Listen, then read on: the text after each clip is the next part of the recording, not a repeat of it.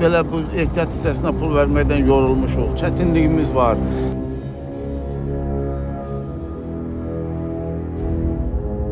O iri maşınlar var, ha, o tək təkərli maşınlar var.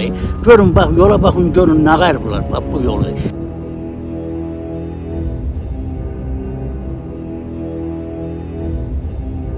Qəzaların baş verməsinə səbəb olur.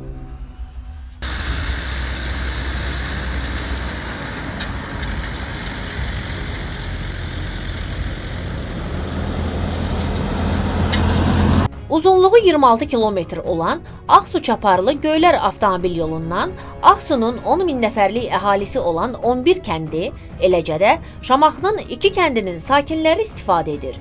Yol eyni zamanda digər sürücülər üçün də alternativ marşrut sayılır. Bir neçə il əvvəl əsaslı təmir edilərək sürücülərin istifadəsinə verilən yol bərbad vəziyyətə düşüb. Yolun Ağsudan Şamaxıya qədər olan məsafəsində hər iki zolaqda qabarmalar və çökmələr ortaya çıxıb.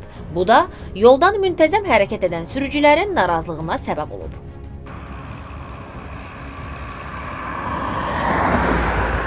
Çox bərbad haldadır. Hələ siz yağışlı gündə gəlsəydiniz daha o mənzərəni, o dırnaqarası mənzərəni şahid olardınız. Çox pis vəziyyətdədir. Maşınlarda da islahat qalmır. O qədər belə bu ehtiyat hissəsinə pul verməkdən yorulmuşuq. Çətinliyimiz var. Skorunu çağırırsan, gəlmir. Pajarını o halda. Gəlir, elə çatdıra bilmir. Sənə lazım olmayan halda gəlir. O şey gec gəlir. Sonra bu yol elə belə yol deyil. Bu yol alternativdir. Bu Ağsu dolayları, Ağsu aşırımı qışda bağlı olan hallar olur. El olanda bu yol böyük bir strateji yoldur. Bu neçə dənə rayonu, buradan Sabirabadı, Bakını, Şamaxını, Qobustanı, Əlbayramı, İşirvanı və s. şəhərləri, rayonları birləşdirir.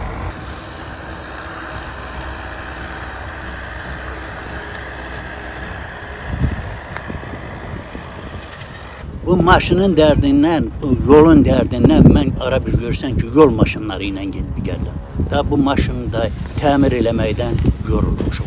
Özünüzdəki fakt görürsünüz ki, bu yollar, bax, o iri maşınlar var, ha, o tək təkərli maşınlar var. Görün, bax, yola baxın, görün, nə qəriblər, bax, bu yolu.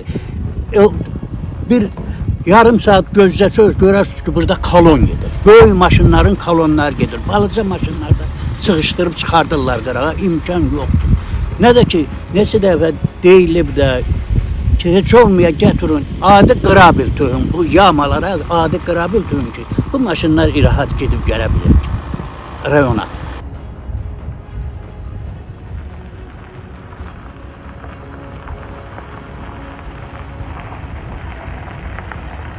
Deməli, bu yol çəkiləndə də keyfiyyət cəhətdə çox yaxşı deyil idi. Sonralar maşınlar da, ağır tonnajlı maşınların da gedib gəlməsinə əlaqədar tez sıradan çıxdı. Biz ona görə də bu cəmaət hamısı əziyyət çəkir.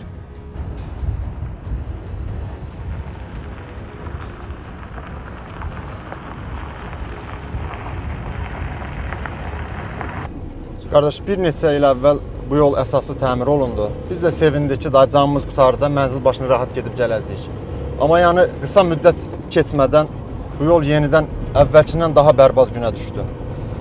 Əlverişsiz hava şəraitində, yağışlı havalarda xüsusən çətin olur biz üçün gedib gəlmək.